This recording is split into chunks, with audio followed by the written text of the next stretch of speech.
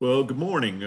It's 11:02 a.m. on Tuesday, February the 18th, and I will call the meeting to order of the Region 6 Executive Committee of Go Virginia. Sarah, would you call the roll, please? John Anzavino. Present. Jeff Sapersky. Present.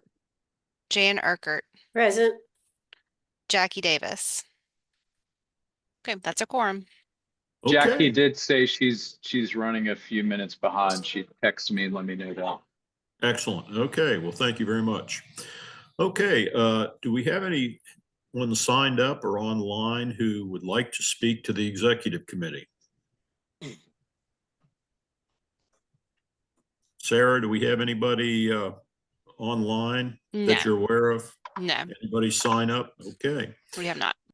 Well, we'll note that there was no public involvement for the executive committee meeting of February the 18th. Next item on the agenda, and we're moving right along, is the consent agenda. You've had the minutes in your packet. Hope everybody's had an opportunity to review them of the December 12th, 2024 meeting of the Go Virginia Region 6 group. Any amendments or corrections, any discussion in conjunction with the minutes?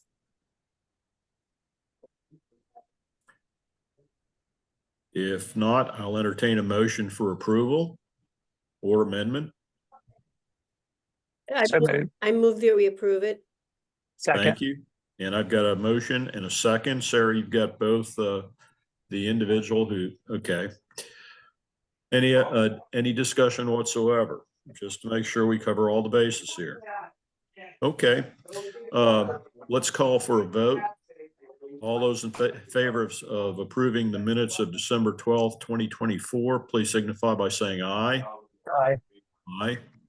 Any opposed? Okay, the minutes are approved. Old business. Ian, this is this is you, Regional Council and Executive Committee vacancies. Okay.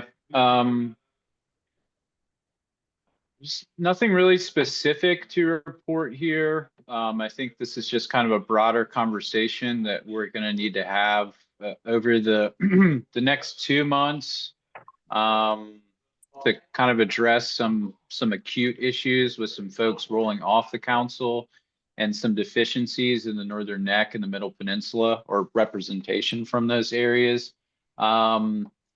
Just to give you guys an idea, currently, you know, our representation, there's some organizations that span the entire Go Virginia region. So if you include those, we're basically at a ratio of 10:4. So 10 from Greater Fredericksburg area, and then 4 from Northern Neck and the Middle Peninsula. An ideal situation is to have that as close to equal as possible. John and I had a really good meeting. As we all know, Rob is going to be rolling off the council soon. Really, in practice, Rob is technically, you know, off the council now. He has not officially resigned, but we've been working with him through it, and he's kind of held off longer than I think he's wanted to. John and I had a really good meeting with the Matthews EDA chair on Friday to talk about, you know, what council membership could look like, what representation would look like for Matthews and, you know, potentially Middle Peninsula in general. I think that we, you know, have some folks in mind in the Middle Peninsula, maybe some folks in mind in the Northern Neck. The issue that we really face is finding private sector companies who are able to commit the time and are in our priority industry clusters. We, on a day-to-day basis, don't have as many touches with private companies as we would like. So it's kind of difficult for us to, you know, recruit folks from a staff perspective. We kind of have a network of folks, and we've tapped into that, and going beyond that, you know, can be difficult sometimes. Jan and Kim were super helpful in getting some folks from Planning District 16 to join the council recently. So that was great, and that's kind of, you know, where we lean on you guys and the rest of your council to kind of tap into your network. So that's kind of where we are in terms of folks, excuse me, who are rolling off the council. So you see it there. Major losses are Cam and Lisa. You know, they've been on the council, you know, pretty much since the beginning. Lisa is, you know, kind of a sounding board for the Northern Neck, and does a really good job, I think, representing that entire subregion. And then Kim similarly. So those are kind of two big losses that we have upcoming in April. Yeah, and Kim's big loss, Ian, as you know, is in the quasi-public sector, not necessarily so much the private. So Yeah. we need to be conscious of replacing both private and public for the Northern Net. Maybe you can give me a call next week, Ian, and we can brainstorm some folks down my way. And in our market, I would also say, you know, there's Matthews and Gloucester are very different. I think John can probably, Yeah. you know, you put them in the Middle Peninsula, they're contiguous, but they are so different. Yeah. Sure. Yeah. It's almost like we need a representative from each. Not, you know, I don't know. No, Jeff, you're exactly right. And, you know, it was pretty evident when we went down to Matthews the other day, last Friday, that they are different than Gloucester. I mean, knew that going in, but, you know, thinking about it, as you just noted they are very different. Really laid back down in Matthews. They do want to do some good things down there. It's just a matter of finding the folks who are going to commit the time, just like over here in Middlesex and in other parts of the Middle Peninsula. The businesses just don't seem, or the business people who are really good don't seem to have the time, or they don't want to devote the time to another meeting. So we'll have to keep working on that over here on our side of the river. Yeah, I think it's a function of, you know, really no big employer. You Yep. know, Yep. when you step out of your business stops versus larger employers an executive can walk away. I use myself as an example. My business doesn't stop when I walk away, but you know, there are not very many large employers. Well, we could really make a stir over on your side if we got a Mega Protein involved. True. Well, and just to kind of give you guys, I'm speaking of this kind of off the top of my head a little bit, but in terms of representation from industries, I'd say we've made some gains. So for the longest time, we really didn't have any representation from the aquaculture industry. We only have one person now, but the person that we do have has a really broad understanding of the whole industry and sees things comprehensively and holistically. With that, though, Steve Goodall used to represent, excuse me, West Rock on the council, which is, you know, one of the few major employers in the region. We've been trying to work through how to get West Rock back on. That's difficult. Manufacturing facilities managers are like football coaches. They're, you know, they don't stay long. We've been trying to talk with Nestle, but certainly manufacturing is a space where we don't have really any representation currently. Forestry is an industry, and John, we've talked about this. I think it's just kind of difficult. That particular industry is just difficult to recruit folks because of the nature of their business.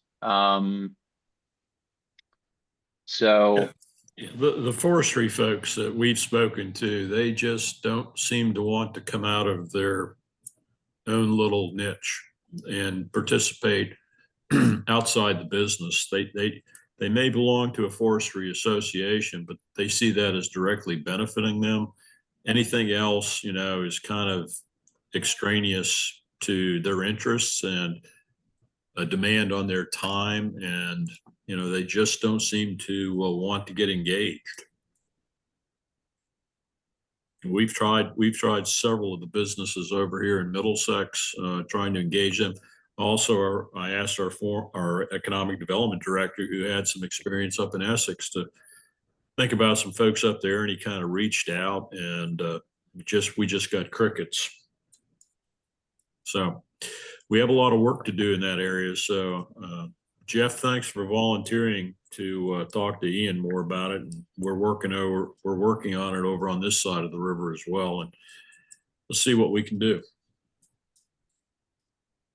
I have a question. So, since we're so top heavy as far as representation up in our area. Mhm. Kim obviously is up from our area. When she goes off the board, should we instead try to fill that with someone from down in the Northern Neck area so that helps to bring that balance back in? That would be obviously up to you guys and the rest of the council, particularly you guys, since you're the nominating committee now, but that would be my recommendation. Yeah. Ian, Yeah. question on that. You know, the 10-4-4 is, Mhm. what do our bylaws say? I mean, I Yeah. don't want to shoot myself in the foot. Obviously, want Northern Neck representation, but honestly, the bulk of our projects come from the 10. Yeah. You know, and so as far as needing street knowledge and all that sort of stuff, you know, communication, that's the hotbed for us. Not that we can't develop the other, but is there anything in the bylaws that specify dispersion of the directors, or is that just up to us? No, our bylaws don't call out. I guess we're going through them right now. They don't call out specifically the representation from each of the subregions. Okay. Okay. And you know, as Jeff just pointed out, if you look at the level of business activity in the three regions, the balance is, you know, concentrated in the PD 16 area. And consequently, looking at population, looking at business concentrations, it almost seems appropriate we should have more representation from PD 16 than down here in the Middle Peninsula or maybe over in the Northern Neck, although we need to have adequate representation and we need to work towards, you know, getting more projects. But it just seems to me, as Jeff said, that that's where a lot of our projects are coming from. Yeah, totally agree. Ian, where are we with conversations with the guy I put you on to, who has the 3D printing company? I can't think of his name. I'm terrible right now. Bruce. Bruce. Yeah, so we'd exchanged emails for a while and then things just kind of went cold. So that was probably like in the fall, maybe even before that. And I haven't heard anything recently. So. Well, I mean, I don't want to check back in with him if there's really not going to be a slot. I was interested in this guy because he has a real successful 3D printing company, and he does a lot of manufacturing for companies. I mean, my husband owns an equipment company, and he manufactures parts that they can't buy anywhere in the world, and he does Wow. it on 3D printers. I mean, he's the future of manufacturing, and it's a fascinating place. So I was really, Bruce Lemaster, I was really hoping that he seemed real interested because he's very active in Stafford initiatives. Mhm. So it's not like he's one of these guys who says, I only care about work. I don't care about the bigger picture. He's not like that at all. Yeah, no, I was too. And I think he would be an awesome fit. I think that that's a conversation that, you know, I'll, you know, ultimately leave to you all. I think that kind of brings up a good point too. You know, we added Pete Humes and Jenny Mayturn. Pete, you know, definitely vis-a-vis his role with the bank, has a perspective that's broader than PD 16. He's also, you know, he's on the FRA board, which I get is in PD 16, but he understands regionalism. He So that does. was one of the reasons he was such an attractive candidate. And then Jenny, Mayturn Staffing, they do work, you know, all across the state. And they are working with clients across several industries. So there are folks like that who may not be in the Northern Neck or the Middle Peninsula who are still really beneficial to have on the council. So I mean, I do think though that there's a conversation too to be had about, you know, bringing on private companies and, you know, what is the reason that we're bringing folks on? Because there are issues, maybe community issues in the Northern Neck and Middle Peninsula that folks in Planning District 16 are not aware of simply because they do not live there. Like the coastal resiliency issue is one of them as an example. Who do we bring on who's going to have a perspective like that as well? That's the difficult piece in ensuring that you bring on a private sector partner who also has civic engagement and understands, you know, broader community issues as well and can contribute to this whole ecosystem. Well, we've got a lot to discuss there and a lot of work still to do. So this will be on our next agenda as well, I assume, correct? Yeah, I think this will be a continuing discussion. Yep. Okay. All right. So our next order of business is old business at 11:20. We're a little bit ahead, and we've got 3 interviews lined up with consulting firms for update of the growth and diversification plan with B Global, Shimura, and TPMA. And first one up is B Global, and they have 10 minutes to present, folks, and we have 10 minutes to ask questions. So as you've reviewed their proposals, please have your questions ready because we've got a limited amount of time to get all this done, okay? And I just saw one of their folks pop in for a second and just pop off. Okay, here's Julie. Yep. So, and just to let you guys know also, so we're going to have these 3 kind of back to back to back. And then at the end, you know, we'll discuss and come to a decision after everybody's done presenting. Okay. Thank you, Ian. Okay, are we set to go with the interviews then? Yeah, I think we are. Julie, if Okay. you want to introduce yourself and. Yep. Jerry, just real quick, this is John Anzavino, the chair of the executive committee and the regional council. You've got 10 minutes to present. We're on kind of a compressed timeline, and we have one member who's got to leave at noon. So if you would stay within the time limits, and then we'll have about 10 minutes of questions, okay? So with that, I'll turn it over to you and for, as Ian said, for an introduction, and we look forward to hearing your presentation. Thank you so very much. Thank you very much for having us. My teammate Tom Flynn should be joining shortly, but I'm going to get started before he does in the interest of time. Appreciate all of your time, and hopefully you've had a chance to read the proposal that I had sent. I'm just going to quickly go over it. First with introductions. My name is Juhi Nathani. I'm principal at B Global Consulting. I established the company in 2023 after a 6-year stint at Fairfax County Economic Development Authority, where I was in the International Business Investment Division. And the purpose of the organization is to help other companies, whether they're nonprofit, economic development, or private organization, internationalize.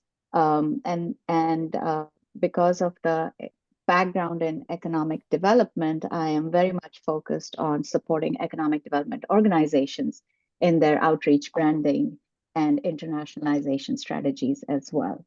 My team member, I'll introduce him before he joins, is Tom Flynn, recently retired from Prince William County Economic Development, where he was deputy director. Tom has a 30-year career in economic development in various regions around the country, including Charlotte, as well as Northern Virginia. And he has experience doing economic development strategy, both for rural and urban areas. So together we form the core team that will be working on this project, should we be selected for it. And it's my pleasure to walk through the proposal that we have prepared and sent for Go Virginia Region 6. Our understanding is that this is a full review of the growth and diversification strategy as recommended by Go Virginia for all its regions, and that you're looking to update the current growth and diversification strategy originally from 2021 and with a partial review of 2023. There's Tom. Tom, we are in a bit of a time crunch, so I'm just going to go through the proposal, but I did do a half-hearted job of an introduction for you as well. I caught some of it. So Okay, good. All right, good. So in our proposal, I just wanted to quickly describe the methodology that we have developed called STEP: Strategic, Transformative, Equitable, and Purposeful. The STEP methodology is what we used for comprehensive economic development and marketing strategy for economic development organizations. And rather than describe all of it, we will be using elements of the STEP strategy for this particular review of Go Virginia Region 6 Growth and Diversification Strategy Update. Essentially, the strategic part of the STEP methodology is about visions, objectives, but then it's also about soliciting input from stakeholders in the community. We believe that that ties in well with the transformative part, or the power of the community to make transformative, or at least contribute to making transformative decisions for the region that will then further enhance its economic development. We believe in listening from all members of society. So ideally, again, for comprehensive economic development strategy, this would be not just the executive committee, but also citizens and businesses and educational institutions that form part of that particular community and are impacted by it, to be honest. And then the overall, or what keeps us grounded, is the fact that all of our efforts should be purposeful or have an outcome. So that's something that's very important to us. For this particular review, we think that stakeholder inputs as well as conversations are going to be a key part of the situation analysis. So we do plan on doing a reasonable amount of document review. We understand that jobs EQ data will be provided to us, and that we can use that to assess. I'm sorry, Billy, are you saying no to the data? Yeah, sorry about that. Ian, I don't know if you want to have anything to add on this, but yeah, the Jobs EQ is a license with DHCD, so that was shared with the council. Any third-party consultants would have to use their own data because we'd be in breach of contract. I see. So I had actually specifically asked this question when we were still developing the proposal. Ian, you might recall my email to you and Sarah about this.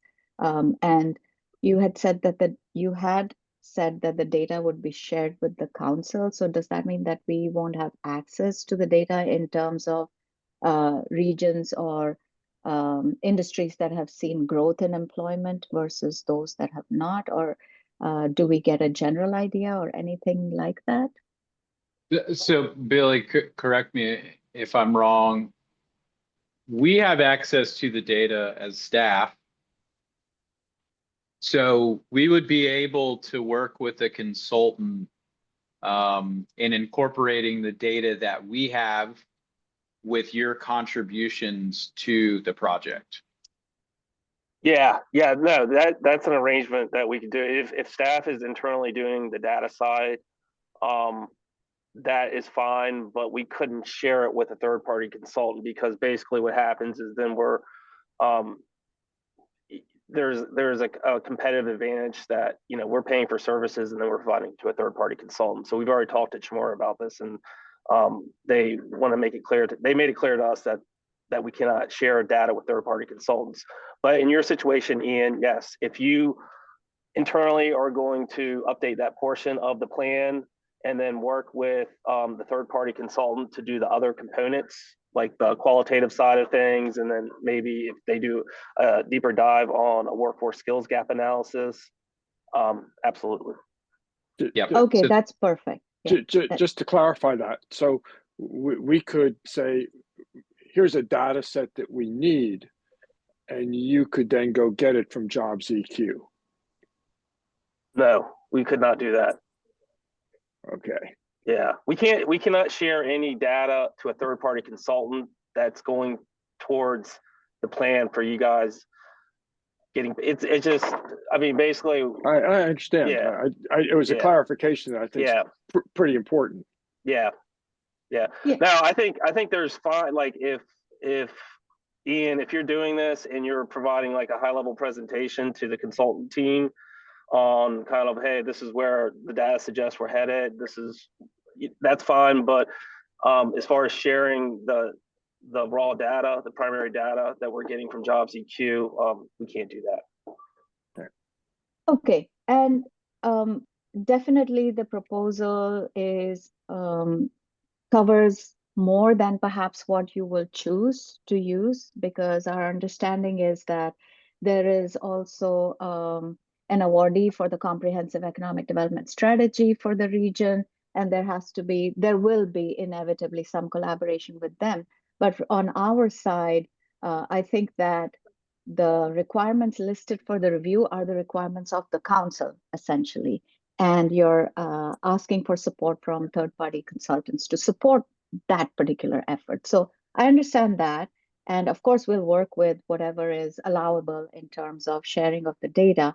And it might be that that portion is dealt with directly by the council and we don't play a role in it. But what we would like to do is definitely be closely involved in the stakeholder input aspect of it, which in our case means we conduct focus groups, and in many cases, as we're finding out with other projects, several one-on-one interviews and conversations with stakeholders on what their opinion is in terms of, and I'm going to put it bluntly, what's working and what's not, and what would support regional economic development in their view, and what they think is lacking.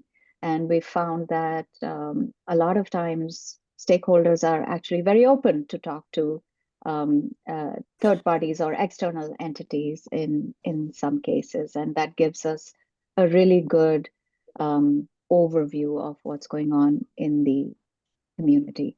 We want to club that with our understanding and research of, in a broad term, what's trending in terms of new and growing industry clusters, and where they could provide potential for Region 6, which then, again, I'm going to skim over the skills gap analysis because that would depend on how much data we have access to, but happy to provide input on where we think skill and workforce development should be taking place in order for the community to benefit from it. Again, the goal being that we want it to yield higher paying jobs and thereby contribute to economic development. Both Tom and I are very well versed with what constitutes economic development for a region, and we want to work towards obviously broadening the tax base and enhancing not just the number of jobs, but the quality of jobs in the region. Everything is kind of tied in together. We will make recommendations as to what strategic partnerships make sense depending on the current ecosystem that exists in the community, which would be a combination of public, private, and nonprofit members or entities that are present and operating in the community, and others that are perhaps in the broader region that could be pulled in. I'll just summarize by saying that overall, we want it to be an extremely collaborative process A lot of this would be TBD. So what we did in the proposal is present what we can do. And if we were to go forward with this project, I think we'll have to establish what we should do. And we'd be happy to work with your team on that. So with that, I'll take a pause here and, please ask any questions that you might have either on the proposal or on our experience, or and maybe Tom can provide his input as well as needed. Thank you.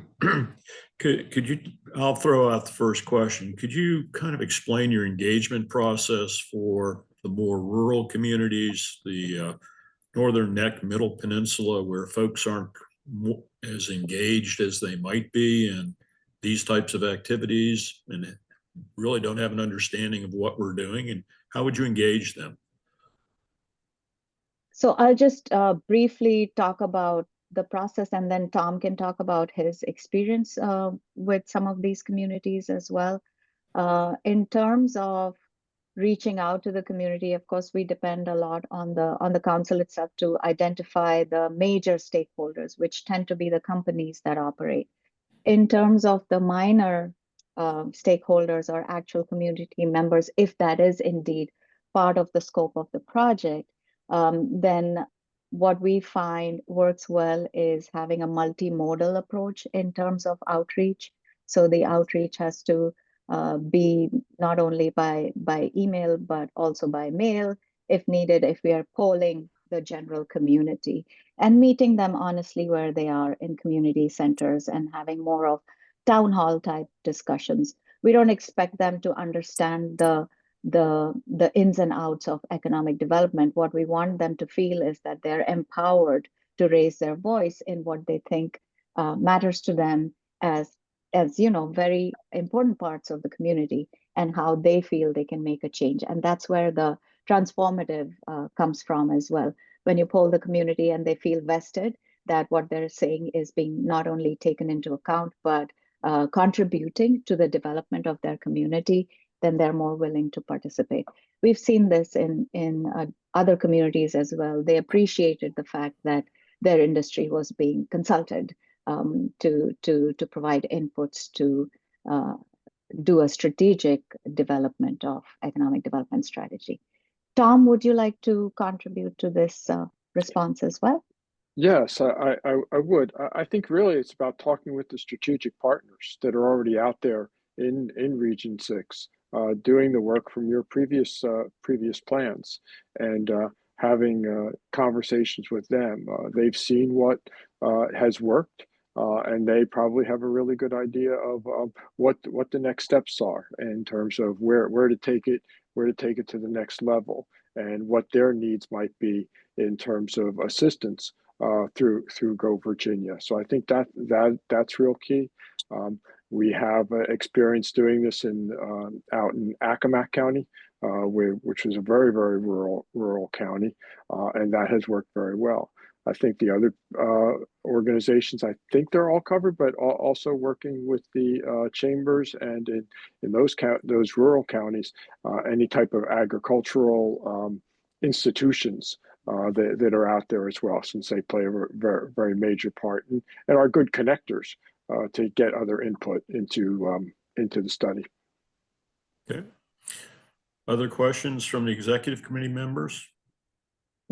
Tom, could you just explore a little bit more, like he was saying, our region is like barbell, it's totally opposite ends. We got really, fast growing, and then we have, sleepier aquaculture, more rural, less big employers. We just had that discussion in the last hour. I don't know if Accomack has any big employers, but when you come down to Middleton and Northern Neck, it's not like they're big targeted industries. And John, I don't know if you want to comment on that. How would you approach that, and how is it analogous to Accomack, I guess would be my question. Well, you're right. Accomack does have three big employers. Actually, they've got two big poultry processing companies, as well as the whole institution around the Wallops Island Right. rocketry. We would approach it by going in and finding those small connectors that are in those communities where they are. And once again, it may be chambers. The chambers of commerce generally have a lot of small businesses. That's certainly the experience in Prince William, but I think even more so in smaller communities if they have chambers. Or other business types of associations, and building partnerships with collaborative communications with them to get their members' input into how to work best in those rural areas. And I'll just Thank add you. to that, part of the experience that we've had is other than chambers, there are associations, for example, agricultural associations, and they tend to be very focused, or they have their own swim lanes. So there's beans and potatoes is separate, but we find that a farmer finds those associations very helpful to him or her. And, so getting in touch, much in addition to what Tom is saying, not just the chambers, but these associations that have memberships that are very much industry focused would be our avenue for reaching out to these communities. Thank you. Jan, you have any questions? Actually, my question I have- about, I'm sorry, you- you got muted. You're muted, Jan. sorry. I kind of agree with you. I think the biggest challenge is going to be reaching out to find those opinion leaders in the Northern Neck. And I'm not sure, last I knew, the chambers in some of the jurisdictions weren't very strong. Some of the easy things you'd think of up in Northern Virginia to do this kind of work just don't exist there. I do think members of the council probably could be helpful in recommending people, those who live there. You also already have a good start there. I mean, you funded some grants down there. You down there around the fishing, around the aquaculture, around the resiliency, and so those grants have probably brought together some people to talk about them, and we can pick up on that and go from there. Okay, good. Question, Julia, and I don't expect you to know an answer, but in the event that you all are unable to use the jobs data, you would have to go out and get your own, and there would be an additional cost. Any ballpark on what that might be? To be honest, like you said, I don't have an answer for that yet, because it depends Yeah. on what we need, and it would depend on whether we could get an idea from you and the data that you have. It might just be that we need to know trends, and then we can take it from there. So unfortunately, I can't answer that. Tom, I don't know if at Prince William you subscribe to any of these databases. Yes, we do. We do use JobsEQ. I'm not sure of the cost, and I'm not sure if you can get it for 2 to 3 month period. So, but that is something that Gotcha. we can check into and get back to you, Jeff. Thank you. Okay. All right, well, we've eclipsed our time with our folks from B Global. Thank you so much for submitting your application, or excuse me, your proposal, and for your time today. We will be meeting later on in the morning or early in the afternoon, discussing the 3 proposals that we've narrowed it down to, and Ian will be getting back to you here in the near future. Okay. Sounds Okay. wonderful. Thank you Thank you so very much. much. Thank you for your Thank you time. all. Have a good day. Thank you all very Okay. much. Bye. Okay. Appreciate Bye-bye. it. Okay, if everybody's ready, we have our next presenter online. I see Dr. Shimura and Patrick Clapp here online. I'm John Anzavino. I'm chair of the executive committee and of Go Virginia Region 6. We have our executive committee members here, Jeff Sapersky, Jan Eckert, myself. We're still waiting for one more member to possibly attend. We do have a couple of citizens observing, as I note on the screen. You have 20 minutes to make your presentation, 10 minutes to make your presentation and 10 minutes for questions. So Dr. Shimura, thank you so much for submitting a proposal. We've reviewed it. You're one of our top 3 firms, and we'll look forward to hearing what you have to say about your proposal and how you work with us in updating the plan. Thank you very much. Patrick has a PowerPoint for us to go through to make this quicker. So first of all, thank you very much for the opportunity to present to you today. On the next slide, we're showing the team, our team, and actually we're about 65 people. Can you see the screen? Yes. You Okay. can. Okay, good, great. We're about 65 people based in Richmond, Virginia, with an office in Cleveland. We've been around for 26 years. We have a software side and the consulting side. On the software side, JobsEQ is used by over 700 entities in just about every state except for North Dakota in the nation. And here you can see our consulting team that would be working with us on this project. Unfortunately, or actually fortunately, Francesco, who would be a lead player here, is in Italy on vacation, and he'll be back next week. So he was sorry he wasn't able to make it to this pitch. We have a wide range of experience on our team. We've worked with several Go Virginia plans around the state. We do many economic impacts every year. And in fact, we've, over the past decade, done 25 economic impacts in your region. On the next slide, we're showing you a map of your region, and it represents employment percent change from a year ago as of the second quarter of 2024. We just uploaded third quarter data into our JobsEQ. So we would, if we were awarded this opportunity to work with you, would be having third quarter data in there. We're showing this map. Not only is there great variation in terms of employment growth, the red areas is where it's declining, the blue is where it's growing, but you also have 2 military bases, Quantico and Fort Walker, which will play an important role in your economy. And then also, we wanted to show this because it shows how important the labor shed is. So we define labor shed as that area that you draw workers from. So if you were trying to get a pharmaceutical firm to move to your region, it's important that when you show them data on your region, occupations and skills, that you take into account the populous areas around your region that would also be where you're drawing your workforce from.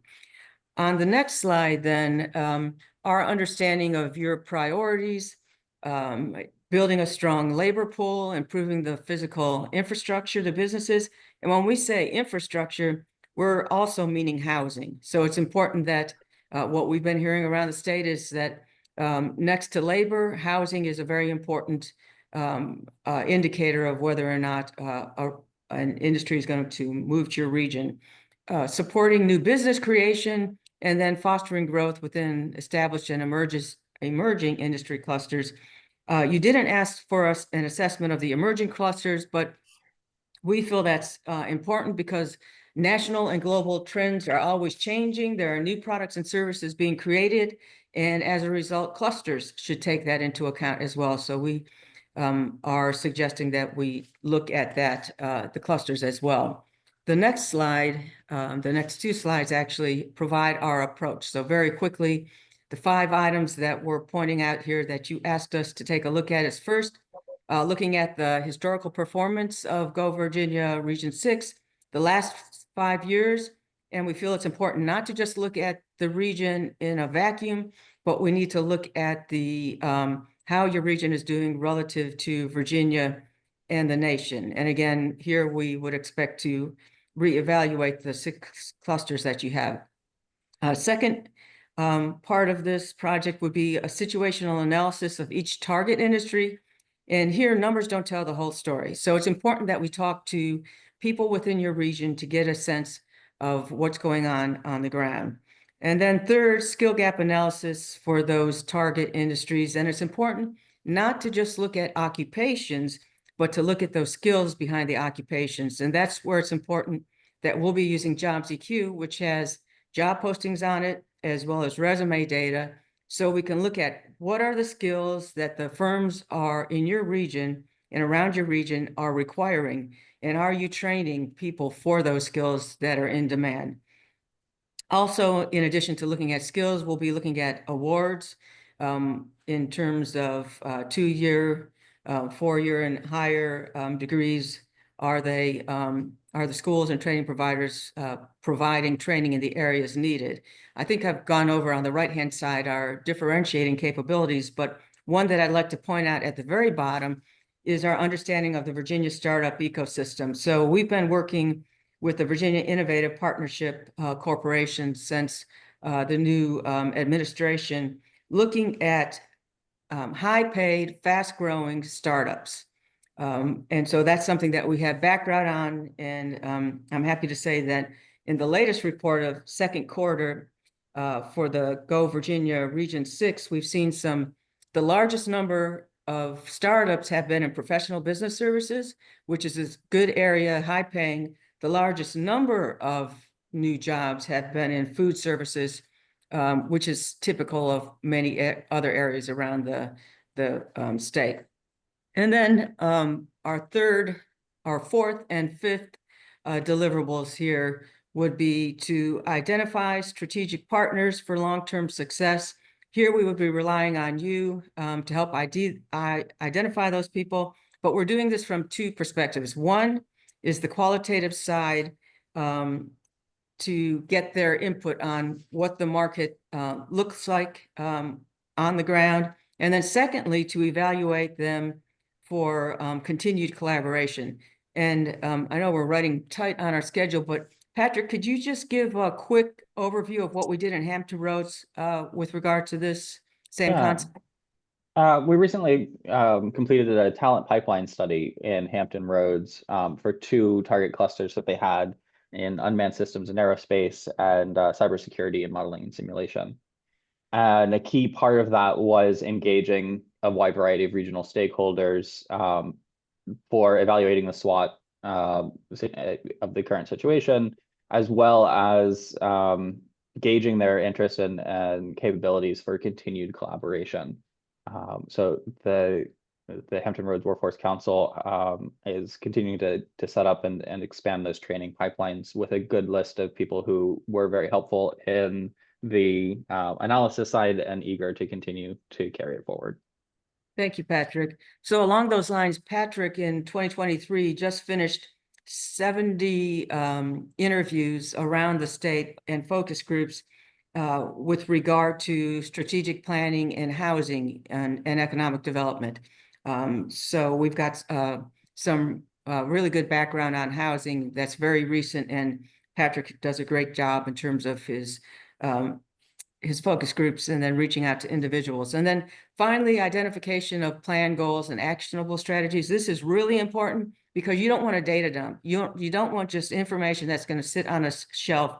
You want to know how to move the region forward. You want measurable items that you can track over time to make sure that you are moving ahead. And then finally, or not finally, almost finally, the timeline. And here you see the project, perhaps most importantly, or part of an important piece of this is that at minimum, we would be having biweekly meetings, thinking that at the start of the project, we may be having more meetings, and then also more frequently when we're doing the focus groups. We do have a project portal called OnStage where we would be posting all the information that you can go to 24/7. And then finally, in wrapping up, so why Chmura? Overall suitability for the project, we have a good group of consultants that would pull this together. Demonstrated experience, we're very well known for having high quality research around the state. Local related knowledge, we're right here in the state and we've been working here for over 26 years. I probably shouldn't say this, but I've been working here for 50 years? No, 45. And also our Jobs EQ proprietary model with job postings that can forecast down to the block level. And then finally, our knowledge and experience in working with local elected officials. As one example, we were staff to the Southwest Virginia Workforce Investment Board for 4 years. and they had a good working relationship with the CLEOs as well as the board. So with that, I believe we are right on time, used up our 10 minutes, and we're happy to answer any questions. Dr. Shimura is always on time. Thank you so much. You're welcome. Questions from the executive committee? From the staff? I have one. The data that you'll be providing as part of the update on the report, is that going to be built upon region-wide, the 3 PDCs? Is it going to be broken down by PDC, or will it be broken down by county? Yeah, we would be looking to you to make that decision. I know your last report was broken down by PDCs, but as we look at your region, back to that map, maybe we should be more creative about this and consider the regions that are right on the water, because that has more of your aqua type industries. Maybe pull out some others that are more manufacturing oriented. But for sure, the whole region and a labor shed is what we would propose, as well as breaking out whatever else makes sense because of your industries. And it may be the PDCs, but maybe not. Okay, thank you. Jeff? Yeah, sort of related to that same question, Dr. Shimura. You mentioned 25 in studies you've done in our region. Have there been any specifically, maybe that Southwest Virginia Workforce Development Board, where it's sort of a barbell between high growth area, more rural, aquaculture? You know, we're sort of at opposite ends on the economic development spectrum within our one region. Any of those had to deal with that before, I guess, is my question. Yeah, interesting. Sometimes like Region 1 wanted to look at their whole region, even though part of Region 1 Southwest is the Blacksburg area that's a part that's growing faster. Region 4, when we did their analysis, that's the Richmond area.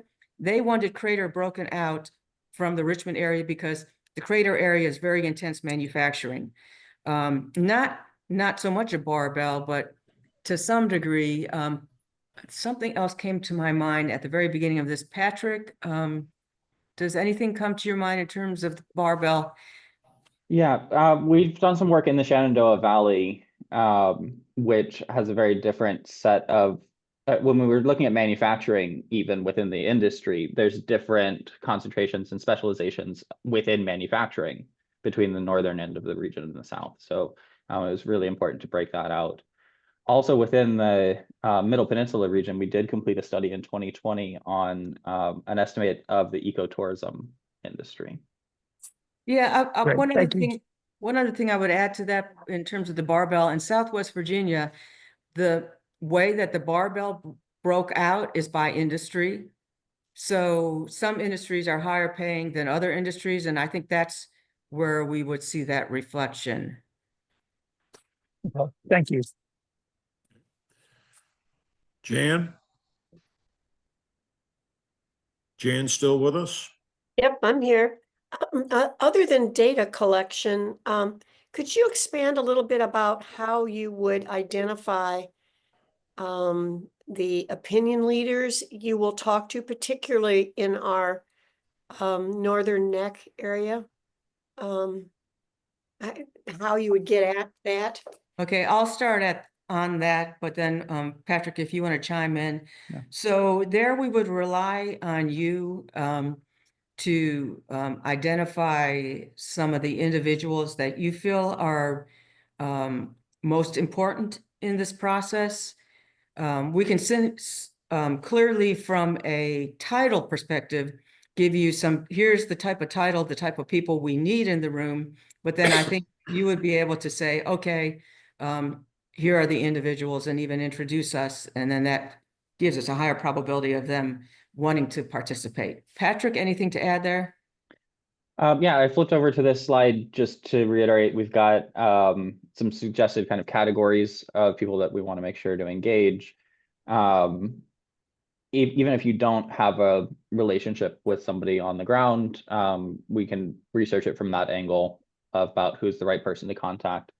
It's also a common question that we will include in our stakeholder engagement in the invitation. Is if this is not the right fit for you, can you recommend somebody who is? And in the discussions, it's not uncommon for, you know, who you should really talk to, and we bring them into the next one. And I also unrelated to that, I'm very interested in the deliverable of identifying up and coming clusters for the whole region or various areas of the region. And I'm wondering, are these, just so I understand, if you covered, I apologize, are these things that are up and coming like in Virginia and you see this through your other work, or is this, when you talk about up and coming, where's it coming out of? Okay, so it could be a new technology. So that's something that we'll look at in a broader way.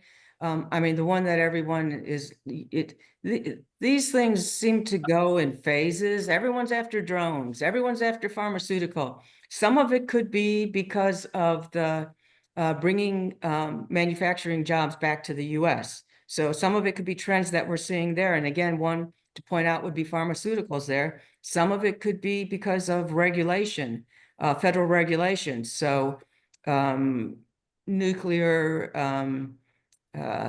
smaller nuclear plants is something that is being considered. Not so much, again, we see this with changes in administration. Green is not here like it was 4 years ago. So those are federal, international, technology are all trends that we would see. And I think importantly, some of the job postings that we're looking at will allow us to look at the increase in growth of certain skills. So AI or crypto, we could start to look at job postings and see that companies are starting to add more individuals with those skills. So then that will give us a clue as to what are some of these clusters that may be emerging that you can take advantage of because of your proximity to Northern Virginia, as well as the military bases within your region. Thank you. You're welcome. Any additional questions from staff or from executive committee members? Do not. Okay. Dr. Shamira, Patrick, thank you so much for your presentation today and being patient with us and working through this. The executive committee at the end of our interviews today will be meeting and speaking about who's going to be our top choice, and Ian will be in touch with someone here in the very near future. Appreciate the excellent presentation that you gave us today, as well as the response to the RFP. You're so welcome. Thank you very much. Thank Appreciate you for it. your time. Thank you. Thank you. Thank you. Thank you very much. All right. Bye.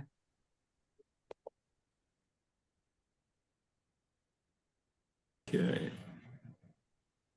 John, I'll let my next meeting folks know that I'm going to be late and will start without me. So we'll just Jeff, carry thank you on. very much. Appreciate your time. I know you're really busy out there in Phoenix. So, okay. Ian, we're ready to move on to our folks from TPMA. I see we've got Aaron Brown, we've got Brian Nottingham, Ashley Sharpley, anybody, and Teresa Nortillo. Is that correct, Brent? It's Nortillo, but yes. Nortillo. Well, the Yeah. last name like Anzavino, I get mine mispronounced all the time, so I apologize. That's okay. The Okay. Italian in me has to Yep. stand up for the I, so. Okay, I am John Anzavino. I am chair of the Go Virginia Region 6 Council and the Executive Committee. We've got Jeff Sapirsky with us today, a member of our Executive Committee, Jan Urquhart, who is a member of the Executive Committee. We've got Ian and Sarah, who you both know probably from the staff, as well as Billy Gamble and a couple of citizens sitting in on the interview. So we have 10 minutes for you to make your presentation. We have 10 minutes for questions, and later on today, we will be discussing the outcomes of the 3 interviews that we've conducted, and Ian or Sarah will be in touch with you soon thereafter. So with that, we'll turn the floor over to TPMA, and please kick it off. Thank you. Thank you, John and Sarah and other team members. We appreciate the opportunity. And we will just launch into our summary of our proposal. I wanted to introduce our project team. I am the project lead and will be your primary point of contact. We have Brian Nottingham, who is our strategic advisor, Aaron Brown, our research specialist, and Ashley, our stakeholder engagement lead. Each one of our team members brings subject matter expertise to the project.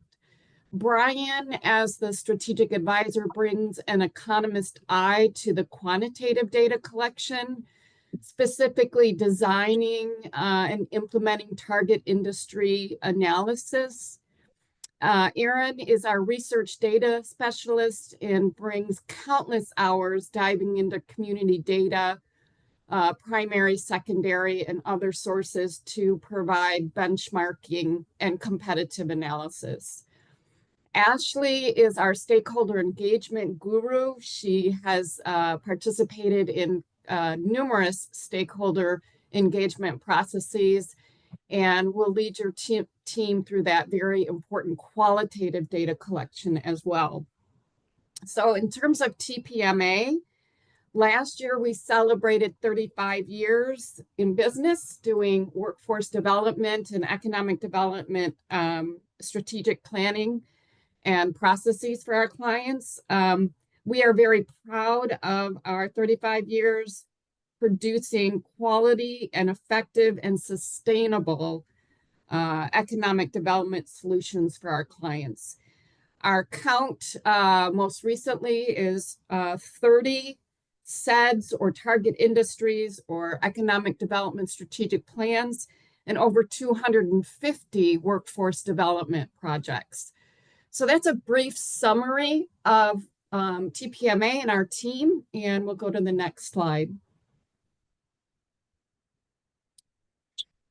So in our project approach, this is just an overview. If you look at the start of it, our project launch will be all team members if we can get that there, and your team, and we will go through a very detailed analysis and approach to the rest of the process. So the launch is a very important process. It kind of sets the stage for where we're headed over the next period of time. The situational analysis and existing conditions, that's the benchmarking, and Aaron Brown and Brian will be leading that. And then the stakeholder engagement section will be Ashley again. And the targeted industry new business site analysis. And one thing I want to mention, and each one of my members will just touch on their own expertise, but I come with 30 years of experience in the economic development field as a practitioner and as a site consultant. So we view our economic development through a site selector's lens. And that is so helpful because we can get all the data that you need, but it's looking at it through the business attraction lens, through the foreign investment lens, through the domestic lens, and how do these companies make decisions on where to locate. So that data, those data points from a site selector lens is extremely important. And then the skills gap analysis will be Brian. We'll work on that. And then we have a KPI monitoring dashboard that we will provide you as well. So in terms of similar current projects we are working on, and these are just the current ones, we are doing a targeted industry diversification strategy in Lake County, Michigan. And in Sanpete, Utah, we are currently doing an economic development strategic plan. Those are the two that I'm working on. And the other team members will talk about the ones that they are working on. Next slide. And I'm going to turn it over to Aaron, who will talk about target industry analysis and situational assessment. So here you can see some work product examples from some recent projects, one being St. Johns County in Florida, and then another one in Yuma, Arizona. Not pictured here is we have recently completed target industry analysis in Humboldt County, California. As a result of our work with them there, they also hired us on to work on their SEDS, so we're continuing our work on with them. So for the target industry analysis, our process begins with the development of guiding questions, which we tailor specifically to your region. So these questions reflect what matters most when selecting industries. So that could be wage growth, workforce availability, supply chain needs, other key factors. From there, we'll transition into a data-driven industry identification. We'll use a combination of economic indicators to highlight industries that are not only viable, but also well aligned with your region's assets and growth potential. However, we know that data alone doesn't tell the whole story. So we'll work with you and your stakeholders to validate our findings and incorporate qualitative insights that might not be immediately visible in the numbers into our findings there.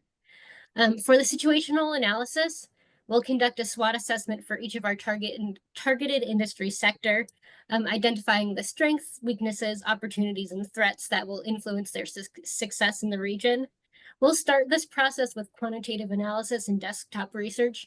And as with the target industry analysis, we'll expand our knowledge through stakeholder engagement to gain additional insights and refine our understanding.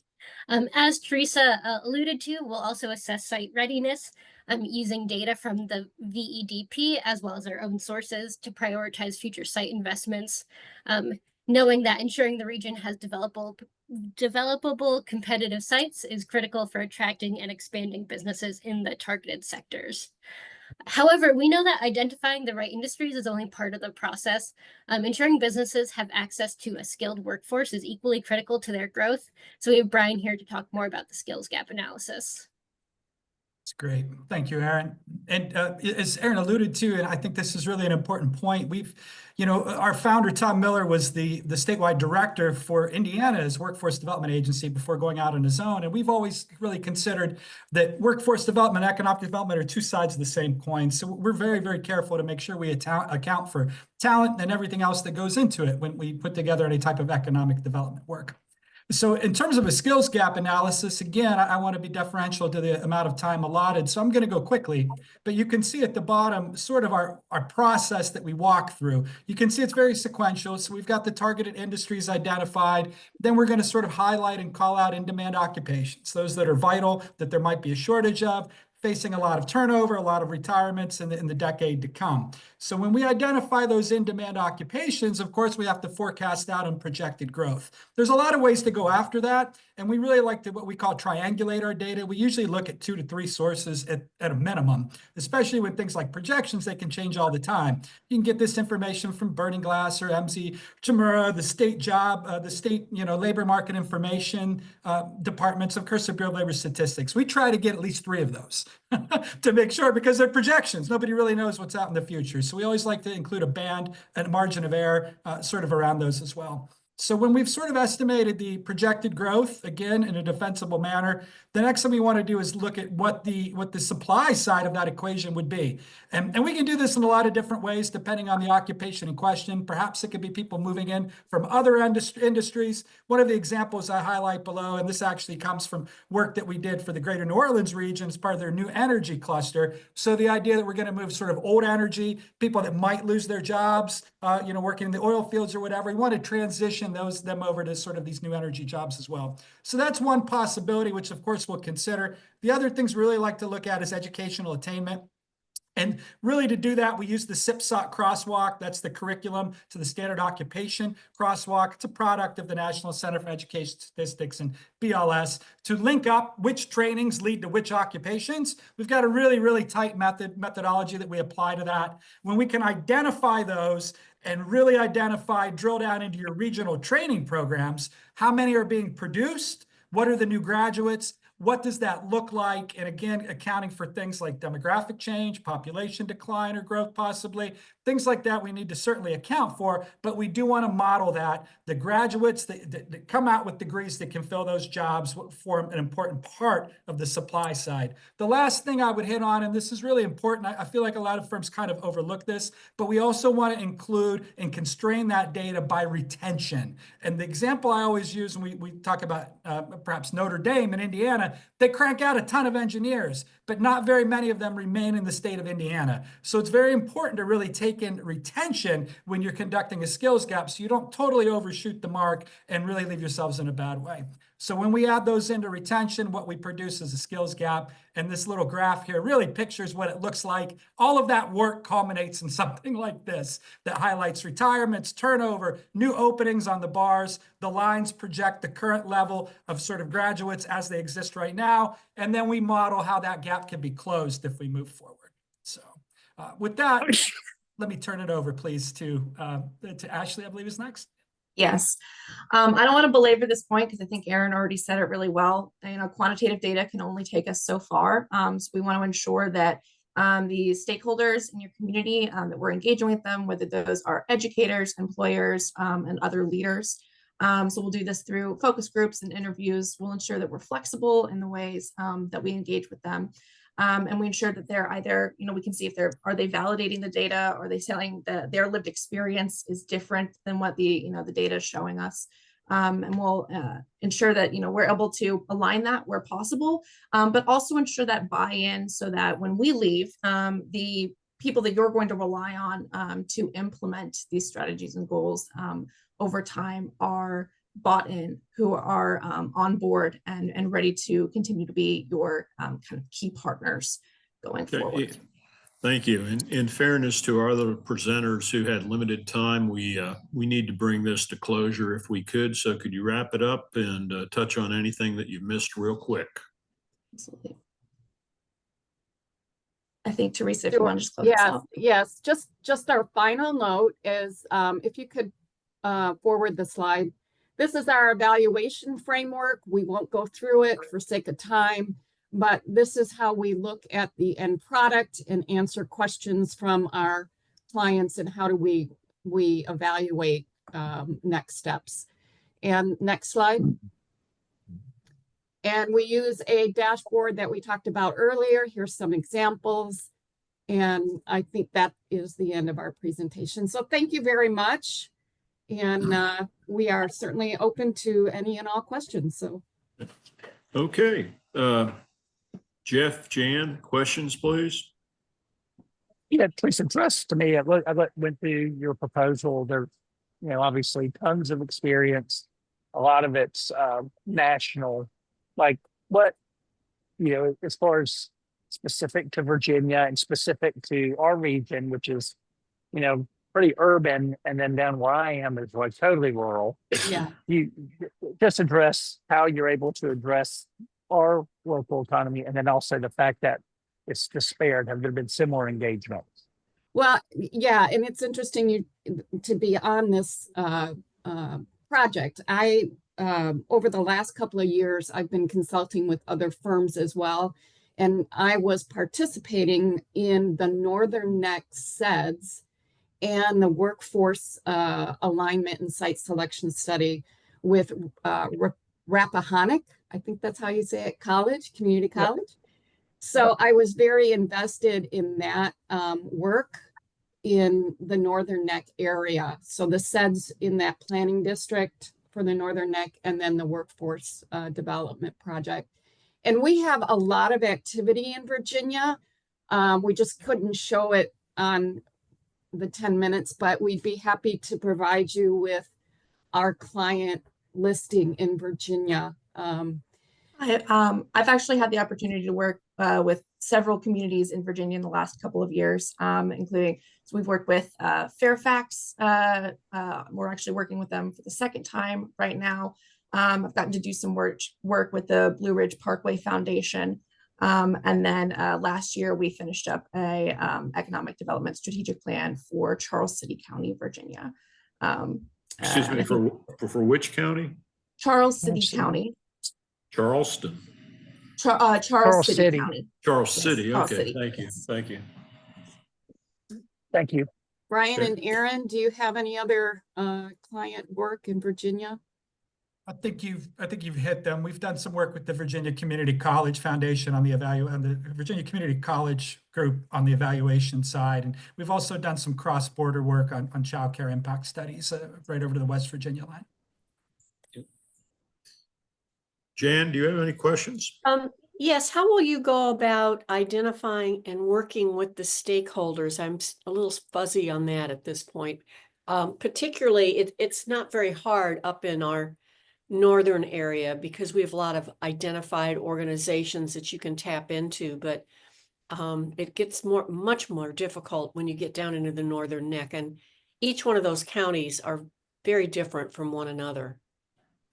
Yes, and Jan, I think that's something that we ran into a little bit when I was on the Northern Neck SEDS, and we actually had really good success working with the planning district and getting the folks available for stakeholder engagement. So we would implement a real consistent communication strategy. I think that is primary to getting them on board and really communicate the value of the process. And I will let Ashley speak a little bit more about that. She's our guru on stakeholder engagement. She can give you a little more specifics. Yeah, definitely. So obviously we always start with you guys and your existing connections and networks. And then we kind of just spread out from there. So a lot of times we found a lot of success working with chambers, because especially in areas where we're working on, target industry analyses and things like that, we want to identify those key employers. So it's a combination of working with your existing networks, and picking up the phone and making calls. We kind of think about it as like a spider web kind of approach, where you start in the center and kind of work out from there. Generally, in our very first, in our launch call, we'll talk about our stakeholder database and start identifying those key stakeholders early on, so that we can find where those gaps are and fill them in as we go. Our stakeholder engagement process kind of starts with launch and goes throughout the project, so that we start early, get those people identified, and we continue to engage them, as Teresa said, on a pretty regular basis throughout the process. Well, on that same idea, how much do you have a plan as far as how often you check in with staff, at least, on progress? Teresa, did you want? We check in typically bi-weekly, so twice a month. If you would like more frequent check-in, we're happy to do that. It really depends on what your needs are. Well, we're really flexible on that. Yeah. Good. And I'll say generally what we'll do is we'll meet with you bi-weekly, and on the weeks we're not meeting with you, we're meeting internally. So every single week we're touching, the team and the project and stuff. So yeah, when we're not talking to you, we're meeting independently or internally. Yeah, and we'd be happy to touch base with more stakeholders. If you want them included in this discussion, that's fine, Could you tell us a little bit more about the dashboard that you discussed, what it might include, and, is that left with us, and is it something which can be updated on a periodic basis, and by who? I'll give that over to Brian and Aaron. They're the experts on Our that. goal is to always, let me start and work backwards on that. Our goal is always to empower you. We're not trying to make you dependent on consultants. So after it's all set up, we always like to wrap up with some training and to make sure that you're comfortable with it and the mechanics, and you can get it updated on your own. So that's really our preference, of course, to empower you to be able to do that. Of course, we're always available to come back and update. But we really have an open door policy with all of our customers, even after the contract's done. So certainly we wouldn't need another contract or any type of engagement to hop on a call and answer your questions and make sure you're good to go there. So that's really the first thing I want to emphasize. In terms of the data points that would be tracked, that kind of comes out throughout the process. So it's really based on our conversations throughout the entire engagement on what you identify as the most salient and what's the most important and how you want to track it. For sort of a baseline, when we start talking about industry diversification, we would want to, sort of track the growth of those industries, whether it be firms or enterprises, whatever it might be in the region, to see where they're at. We also want to take a close eye when we're talking about skills gaps. What are the graduates that are being produced? How are they being retained? Factoring that in. And, in this data, a lot of it, there's a lag, as you well know. It might come out a year after the fact, but certainly there's an iterative process to this to make sure the data is in place and it's updated and onward from there. Changes in wages, of course, are sort of an easy place to start as well.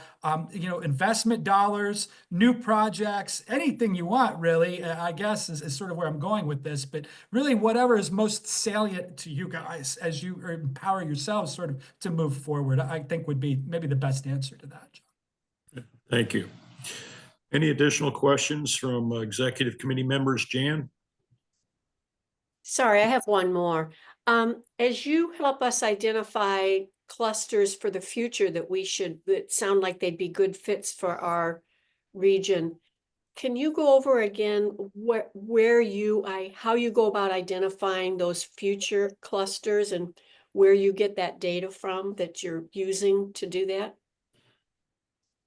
I can jump in here. Aaron's done a lot of really great work on this, and I've been attached to a lot of those projects, but really it's one part art and one part science. So let me start with that. The data is important, but we have sort of a whole checklist that we walk through. What might jive with your current plans? What might jive with sort of whatever the needs of the region are? We can, of course, pull data, identify gaps in the supply chain. Oftentimes that's an easy place to start. For example, if you have an advanced aerospace industry and they're getting all their parts shipped in from across the country, perhaps there's an opportunity there to attract some suppliers to sort of shorten that supply chain. But also the region's unique assets matter quite a bit as well. One of the examples we shared was our work we did in Yuma, Arizona. And believe it or not, they have a lot of water that they have access to. You wouldn't think that in the desert. So that was really a unique asset that they had, was sort of the careful management of that resource. And it was built into some of the industries they wanted to target.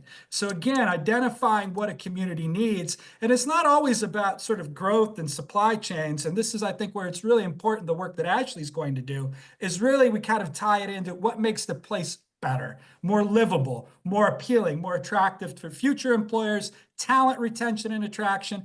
Quality of place, quality of life measures matter quite a bit as well. So again, we do have a really good methodology and a series of structured questions that we go through. Just want to sort of emphasize it's one part art, one part science. The data sources, of course, a lot of that comes from the Bureau of Economic Analysis. We can get a lot of that information there. We subscribe to Lightcast, which of course we're happy to share all of that data there as well. And of course, the U.S. Bureau of Labor Statistics and the Virginia State LMI office, they provide a lot of individual data as well. So again, we like to bring it all to the table. We don't discriminate when it comes to data. We want to see it all and try to weave it together in a cohesive manner that really strengthens the approach. Thank you. Thank you, Brian. Any additional questions? Ian, Sarah? Okay, well, thank you so much for your time. You're welcome. And a good presentation, as well as a very nice response to our RFP.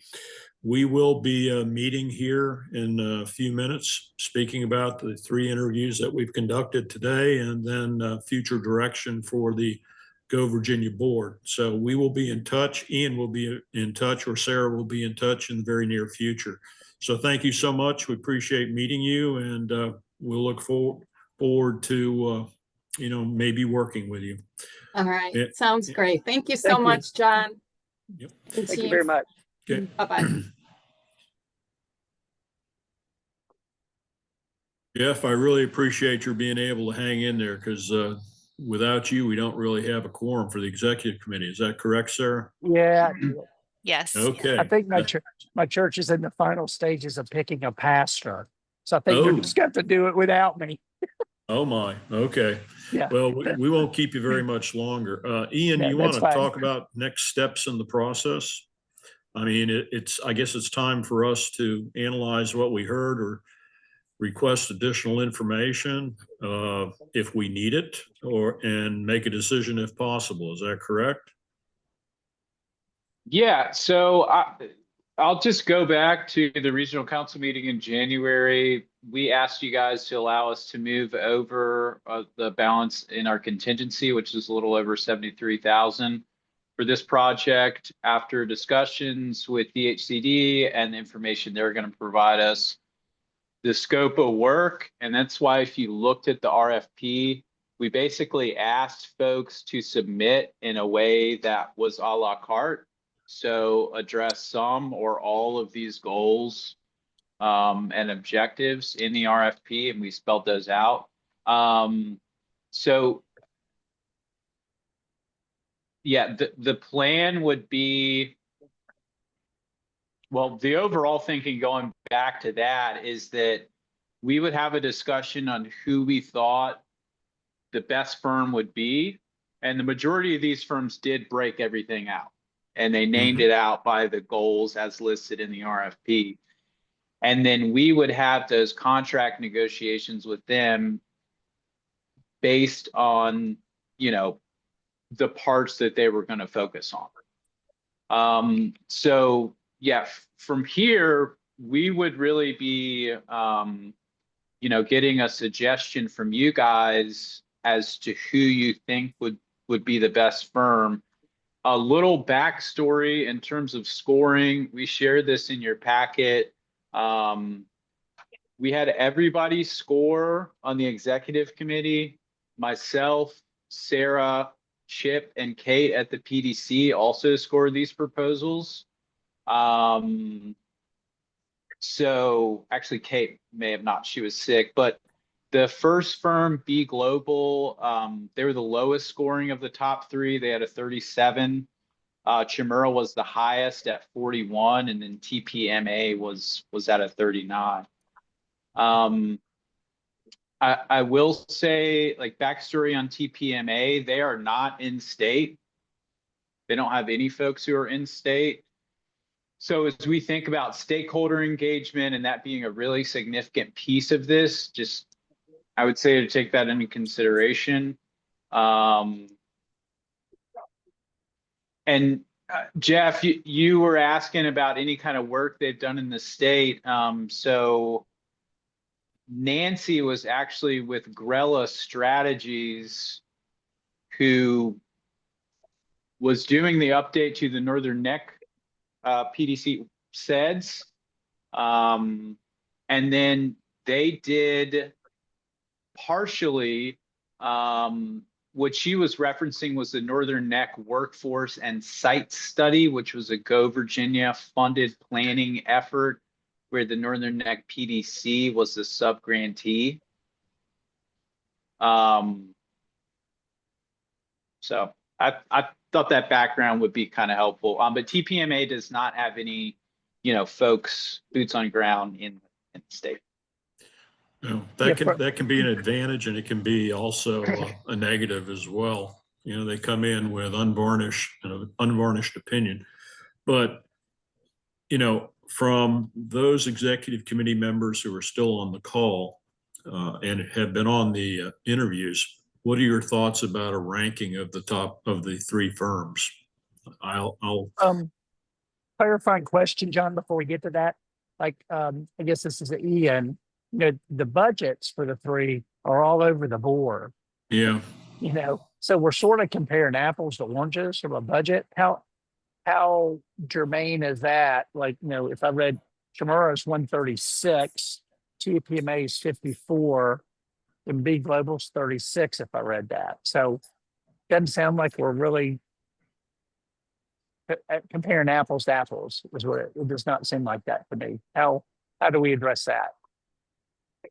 Yeah, that's a really good point. I think, again, the thing that we're trying to be considerate of, and I think this was kind of borne out in the scoring, was how they broke it down by goal. I mean, Chimera, if we ask them to do that full scope of work, we don't have the budget for that. Right. So what would you be leaving on the table by to meet the budget? What are you letting go?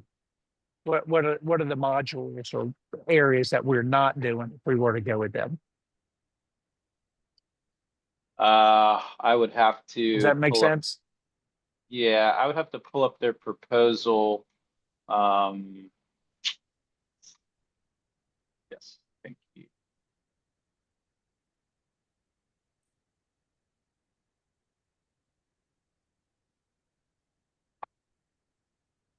I think I got when I was well, first off, when I was scoring, this is not my world. So it was like that's great in a foreign language is what it felt like to me. But I got confused with the modular nature of their quote. So maybe that's the core of my question. Yeah, I mean, we would, part of this is that you're also stressing, so basically we have the 73,000 in total that we could pay for this. So if you all feel like there's a firm that we want to work with that would, our contract would be up to that amount, then that's at your discretion. So for this one, I mean, I haven't gone through and done the math on each, but we would obviously have to pull some of these out. I think it becomes kind of difficult at a quote of 136,000. I mean, again, I haven't done this analysis, but that is significantly higher than any of the other quotes that we got. So sorry, I know that's not a great answer to your question, but. Well, and you know, when I evaluated Shimura's proposal, I put in my notes to you folks that it is the best proposal. I think they had the best presentation today, but it was also, I was wondering how we could afford it because I knew essentially what the budget was. If there's any way to get them to shave some cost off, I think they would do a splendid job for us. And they've done good work here in the Commonwealth for number of years and also more recently with Go Virginia, but they are expensive but you get a pretty high level product from them as well. You know, looking at the three proposals, while TPMA is not an in-state firm, they, I thought, gave a pretty good presentation and their cost is within range. B Global for me is at the lower level of the evaluations today, just based upon the information that they had kind of just assumed that really, and maybe misunderstood, that was really not available to them based upon the data. So I know Tom Flynn. I had some workings with him when he was down with the city of Charlotte, knew him when he was up in Loudoun County as well, still know him, and he's excellent at what he does. But they are a very small firm, and you know, I'm wondering about their capacity to carry this out and within the time frame that we have. I'm sort of in the same boat, John. I think that's why I asked the cost of Shimura when if cost wasn't enough, and I'm going like, wow, that's they get us, they do all that stuff. I think Ian, I would rely on you and Sarah to what you could carve out of that and possibly negotiate down to get that in budget. If we could get that and not leave too much stuff on the table, gosh, I wish we'd done that. That would be my number one vote. TPMA, I'm exactly where John is. I would love if they had any local experience. They seem very capable, very affordable. You know, so it gets down to me and the B Global, I've rated highest on that. After hearing their presentation, I'm with Don. They're clearly the third today to me. I didn't feel chemistry with them. So I guess you and Sarah, from a chemistry wise, you know, forget the proposal, which ones do y'all feel the good vibe on? Like, oh, I could work with them, or they understand what we're trying to do, or are they all similar to you all? Sure. Yeah. Wait a minute, Jan wants to. Go ahead, Jan. I would rank them the same way. For me, the area of I'm particularly interested with this project is if they can tell us there's areas that are coming in the future that we need to be ahead of and getting ready for. And I felt like Shimura and also TPMA, but certainly Shimura had a way bigger handle on that. And I wouldn't want to give up too much of that because we really need a roadmap for the future. I don't know how we can even decide until you guys, Yeah. you guys talk turkey with them as far as money, and then we see what we have. Because otherwise, you know, we'd love to do it, but not if it's like so bare bones that it's not worth it. Yeah. And, Right. and I'll say this tongue in cheek. We got Billy on the call. Billy, can you squeeze any more money out of DHCD? I wish I had that much. I wish I had that much power. 8,000, give or take. Yeah. Yeah. Now, as I said, that's tongue in cheek. I know that. Well, I'll just say, Jeff, to your point, the whole idea, we did not, in working with consultants somewhat frequently through RFPs, we didn't want to put, okay, we have 73,000 and just have folks quote us on 72,999. Right. The idea all along is that we would negotiate based on, and I know I don't have an answer for you guys in terms of what that specific dollar figure looks like, but we would negotiate upon the things that we need based on their proposal. So I say that to say, I don't know this, but my sense is that we could get Chmura to a place where it would be affordable. Their cost proposal was an outlier among all the other proposals, though. Yeah. So, yeah, I mean, I would say I think that we could negotiate with them to get to a point where it's affordable. But, you know, that's a different story when they're quoting everything at 136 as opposed to 80. Right. That's a pretty big delta. So I think what we could do, if you guys would, for instance, recommend Chmura or TPMA, we could negotiate with them based on that. And then, you know, you guys could vote contingent upon us getting to some sort of number that's within the budget, or we can have a follow-up meeting. I think that this scope of work is going to be shorter than we expected going into the RFP process. That's why we were trying to hurry things along a little bit. So I'll leave that up to you guys. We can have another meeting where, you know, we came back with a contract, with the draft contract that had a specific number in there, and you guys could approve that. But I think we should be able to see what would happen to the proposal because it's a lot of money in the price difference. So personally, I'd like to see what it would look like within our budget. Yeah. And Ian, you know, I think we as executive committee members need to rely upon you and Sarah as the folks who are on the ground and dealing with this on a daily basis, and you know, develop the RFP with the work program to really get, in your mind, get to where we need to be as a region from a project standpoint. So I'm with Jan and with Jeff on negotiating this down if possible. If not, you know, we'd have to move on to the next proposal. negotiating it down with Chmura. Yeah, I think so. Yeah. Yeah. If you could make that work, that would be my choice. If not, we need to move on. Yeah. Yeah. Yeah. And I think they could probably tell you pretty quick. I mean, Christine Chmura, she's pretty much, you know, down black and white. She'll tell you what she thinks. And if you don't like it, well, she's got the data. Okay. And she knows what she needs to do, what her firm needs to do. And if they can't reach any of the objectives that we've outlined, or can't shave it down to make it a product that they would be proud of, she's going to tell you. Sure.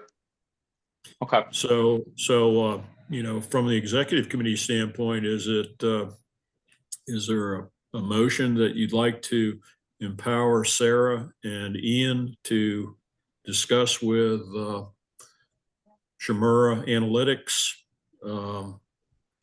the proposal and see if they can bring it within budget and then come back to us? I will be happy to make that very motion. I'll second Thank that you, Jan. very motion. Okay, we've got a second. Sarah, do we need a voice vote on this, or this is a roll call, or is this just okay by voice? It's just okay by voice. And just to confirm, the motion is for us to negotiate with Shimura, come back for another meeting, which will be in person, and then vote there from either going forward with Shimura or choosing TPMA as a second choice. Is that correct? Can't we do our next meeting by Zoom? Yeah. Not if we vote. We can't do 2 consecutive meetings Oh, with a yeah. vote. Oh. that are I all was gonna virtual. say that when y'all were talking, I was like, it's gonna be in person. Yeah. and So I don't-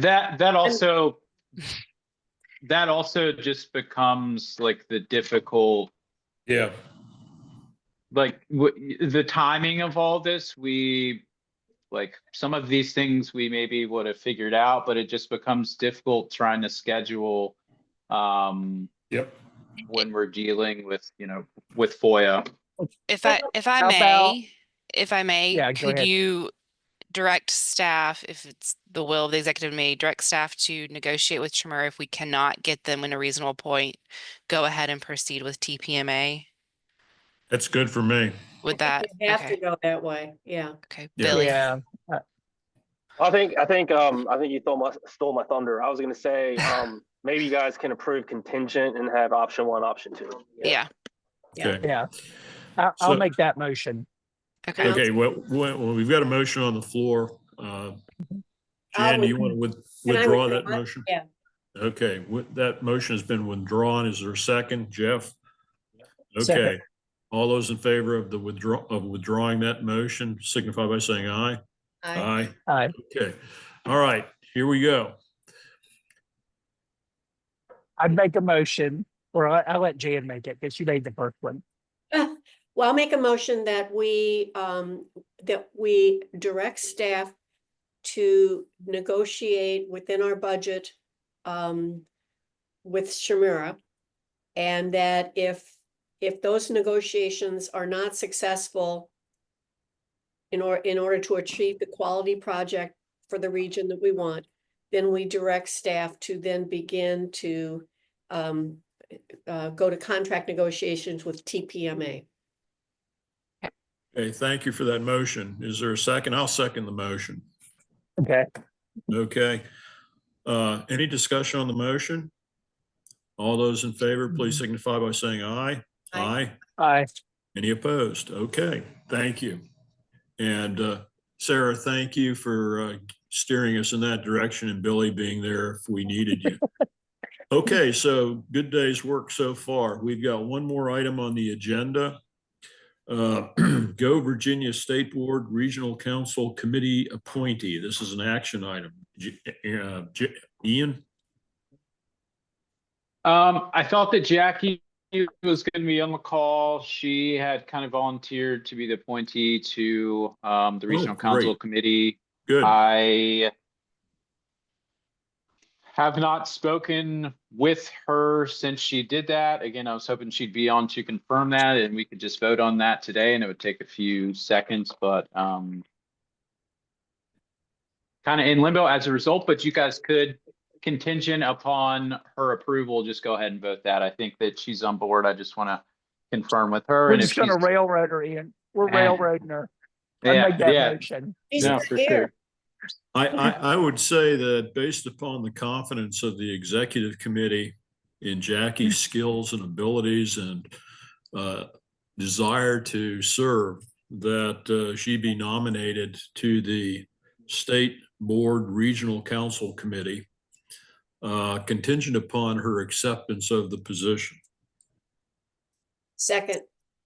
I got a second for that. Any discussion? Okay, and you'll go ahead and confirm with her, but tell her that we have full confidence that she can serve. And Okay. thank her for serving too. That's a Absolutely. big lift. Absolutely. I'll text her when we're done. I'm sure she's going to be elated. Okay, all those in favor, please signify by saying aye. Aye. Aye. Any opposed? Okay. All right, that takes care of the agenda for today. Thank you Thank very y'all. much. Anything else, I get to Ian, go- Sarah? Anything I get else? to go meet Troy. I get to go meet Troy Aikman now. You do? Yeah, Hmm. he's at the conference. So that's the Okay, fun part of this conference. absolutely. Tell him we said hey. I will. Yeah. Okay, Jeff, travel safely on your way back on Friday, okay? Thank y'all. Play in All the right. snow for me. All right, take care. Thank you all. Bye bye. Bye. Hi, Meeting stands as adjourned. Thank you, Billy. thank you.